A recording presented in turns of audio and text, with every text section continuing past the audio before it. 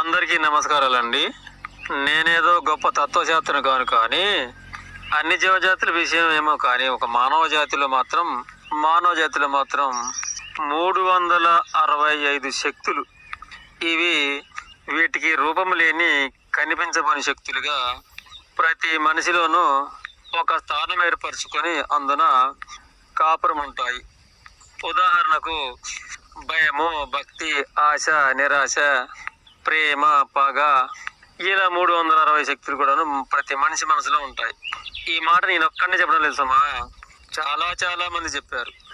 అలాగే నేను కూడాను ఆ నిజాన్ని తెలుసుకొని మీకు వివరిస్తున్నాను.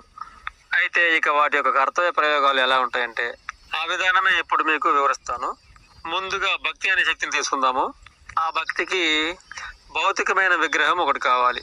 ఇక అప్పుడు అది ప్రతి మనిషి నుండి బయటకు వస్తుంది. అందుకే ఒకడు శివుణ్ణి పెడతాడు, ఒకడు మరొకటి పెడతాడు, ఒకడు కృష్ణుణ్ణి, ఒకడు రాముణ్ణి, ఒకడు హనుమంతుణ్ణి, అలాగే ఒకరు ముత్యాలమ్మని, మారమ్మని. ఈ విధంగా మనిషి మనసులో గల భక్తి అనేది బయటికి రావాలంటే భౌతిక స్వరూపం ఏదైనా కళ్ళ ముందు కనిపించితే, ఇలా ఏదైనా సరే మనిషి మనసులో గల భక్తి అది బయటికి రావాలి అంటే భౌతిక రూపం ఒకటి కావాలి. అందుకే ఏదో ఒక రూపాన్ని ఎంచుకొని దాని ముందు ఆ భక్తి మార్గాన ఎన్నెన్నో తతంగాలు పడుతూ ఉంటారు. అదే శివుడైతే పాలాభిషేకాలు అటువంటివి చేస్తూ ఉంటారు. అదే ఆడదేవత అయితే మేకలు, కోళ్ళు కోస్తూ ఉంటారు. ఇలా ఏదో ఒక విధంగా భక్తి అనేది ఆ భౌతిక రూపం ముందర మనిషి మనసులో ఉన్నది బయటికి వస్తుంది. ఆయా భక్తి అనే శక్తిని బయటికి ప్రదర్శించుటకే ఆ భౌతిక రూపాలు. అయితే నిజమైన భక్తికి ఒకే రూపం, కన్న తల్లి మాత్రమే. ఇది ఇలా ఉంటే భక్తి అనే శక్తి ప్రదర్శన విధానంలో దానిని ప్రదర్శించుటకే అటువంటి భౌతిక రూపాలు. ఆ విధంగా ఏదో ఒక భౌతిక రూపాన్ని చూసినప్పుడే మనిషి మనసులో ఉన్న 360 శక్తులలో భక్తి అనబడే శక్తి బయటికి వస్తుంది. ఈ విధంగానే ఇంకా అలాగే ప్రేమ విషయానికి వస్తే కూడాను అది కూడాను ఆ 360 శక్తులలో ఒకటే కదా. ఇక దానిని కూడాను ప్రదర్శించాలి అంటే ఎవరో ఒకరు భౌతిక రూపంగా కనిపించితే ఇక అప్పుడు కానీ ఆ ప్రేమ అనబడే కనిపించబోని శక్తి బయటకు వస్తుంది. అది ఆడవారికైనా మగవారికైనా అంతే. ఆ విధంగా ఒక భౌతిక రూపం కనిపించితే ఇక తనలో ఉన్న ప్రేమ అనేది బయటకు వస్తుంది. ఇక ఆ ప్రేమను ప్రదర్శించుటే ముద్దులు పెట్టుట, ఆప్యాయత, అనురాగాలు చూపించటం. ఇక అలాగే క్రూరత్వం అనేది కూడాను ఆ 360 శక్తుల్లో ఒకటి కనుక అది కూడాను బయటికి రావాలంటే దానికి కూడాను ఒక భౌతిక రూపం కావాలి కనుక విచిత్రంగా తనను ఎవరైనా ఏమైనా చిన్న మాట అన్నా, ఏ చిన్న అన్యాయం చేసినా ఇక అట్టి వారిని పట్టుకొని ఆ విధంగా ఆ క్రూరత్వానికి అట్టి వారిని భౌతిక రూపంగా ఎంచుకొని ఇక ఆ విధంగా అట్టి వారిపై ఆ క్రూరత్వం యొక్క ప్రవర్తన అనేది చూపించడము. అంటే వారిని తిట్టడము, కొట్టడము, చంపడము కూడాను ఆ క్రూరత్వాన్ని ప్రదర్శించుటకు ఆ విధంగా అవతలి వారు భౌతిక రూపంగా కనిపించారు కనుక. ఇక అలాగే దయ అనే విషయానికి వస్తే కూడాను అది కూడాను 360 శక్తులు అది కూడా ఒకటి కనుక దానికి కూడాను ఒక భౌతిక రూపం కావాలి కదా. ఇక భౌతిక రూపంగా ఒక భిక్షగాడో లేక ఏదైనా అనాథయో ఆ విధంగా ఆ భౌతిక రూపానికి నీలో ఉన్న ఆ దయ గుణాన్ని ఆ భౌతిక రూపానికి ప్రదర్శిస్తావు. అంటే సహాయపడతావు. ఇంత ఆహారం కావచ్చు, వస్త్రాలే కావచ్చు, ధన రూపాన్ని కావచ్చు, మరో రూపమనే కావచ్చు. ఇలా ఆ విధంగా దయ అనే శక్తిని అటువంటి భౌతిక రూపం కనిపించినప్పుడు ఆ విధంగా వినియోగించుకుంటావు.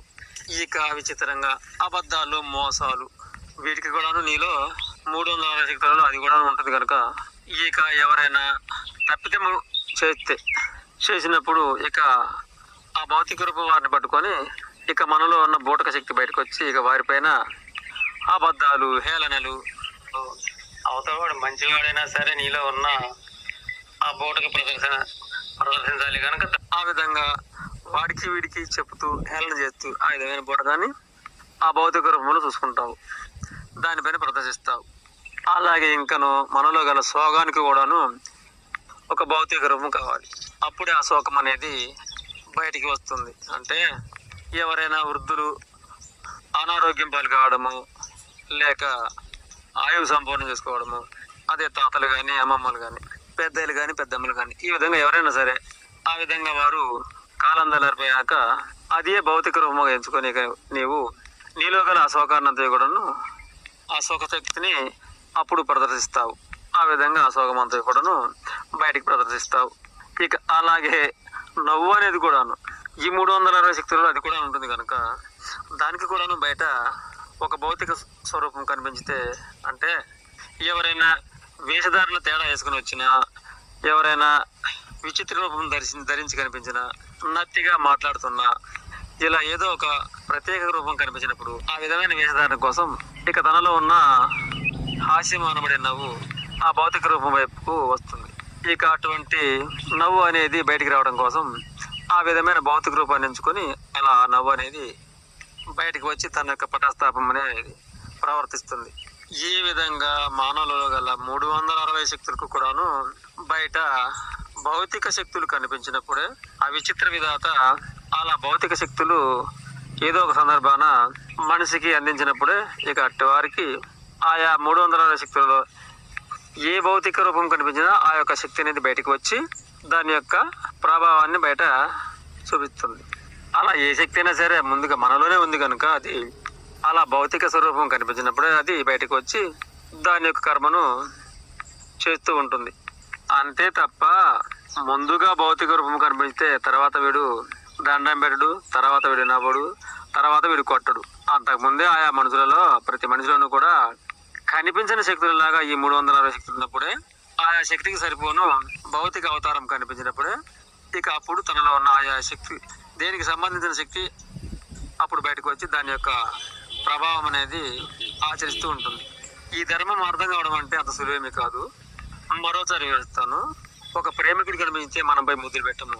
మనలో ఉన్న ప్రేమ అనేది అలా భౌతిక రూపంగా ఎదురైనప్పుడే అది బయటకు వచ్చి ఆ విధంగా వినియోగించుకుంటుంది. ఈ విధంగానే సర్వశక్తులు కూడాను అంతే. ఆ విధంగా 360 వ్యక్తులు కూడాను ప్రతి నిత్యము కాలక్రమేణా వాటికి కావాల్సిన భౌతిక రూపాలను వెతుక్కుంటూ ఉంటాయన్నమాట.